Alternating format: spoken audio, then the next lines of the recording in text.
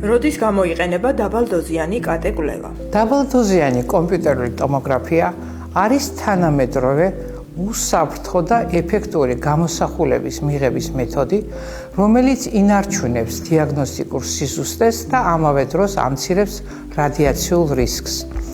მისი მთავარი გამოყენება დღესდღეობით გახლავთ ფილტვის კიბოს სკრინინგი, თუმცა ისიც უნდა გავითვალისწინოთ, რომ ფართოდ გამოიყენება ფილტვის სხვადასხვა ქრონიკული დაავადების მონიტორინგისათვის. კერძოდ, სხვადასხვა წარმოშვების ნოდულების, ანუ კვანძების, ინფილტრატების, ფილტვის ემფიზემის დიაგნოსტიკასა და შეფასებისათვის.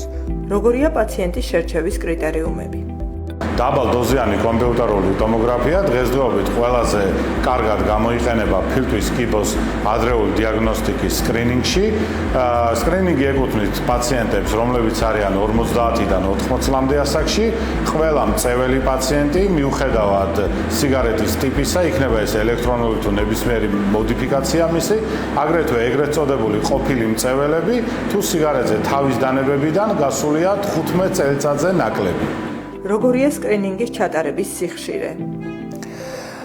ამჟამად მოწოდებულია შემდეგი რეკომენდაცია, რომ სკრინინგის მიზნით უნდა ჩატარდეს წელიწადში ერთჯერ, ოღონდ ეს იმ პაციენტებში, რომლებიც აგრძელებენ მოწევას.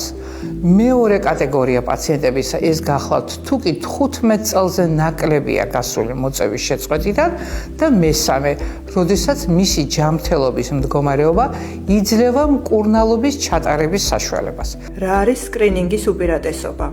პირველ რიგში გამოსხივების დაბალი დოზა, პაციენტის უსაფრთხოება, პაციენტი არ საჭიროებს სპეციალურ მომზადებას, არ გამოიყენება საკონტრასტო ნივთიერებები, ფინანსურად ხელმისაწვდომია ყველა პაციენტისთვის.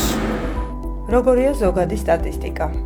2020 წელს ჰოლანდიურ-ბელგიურმა კვლევამ სახელწოდებით ნელსონ გამოაქვეყნა დაბალდოზიანი კომპიუტერული ტომოგრაფიის სკრინინგის შედეგები, რომელიც ჩატარდა 15,000 ადამიანზე და ამ კვლევის შედეგად დაიდო შემდეგი ციფრები. კერძოდ, ქალბატონებში შემცირდა სადღაც 33%-ით, ხოლო მამაკაცებში 24%-ით იმ ადამიანების რაოდენობა, რომელთაც დაუდგინდათ და შემდეგ განუვითარდათ ფილტვის სიმსივნე.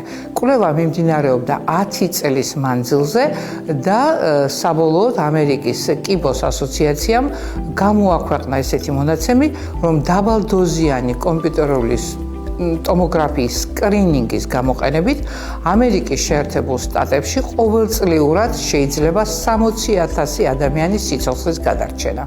რას გვეტყვით ფილტვის ბიოპსიის შესახებ?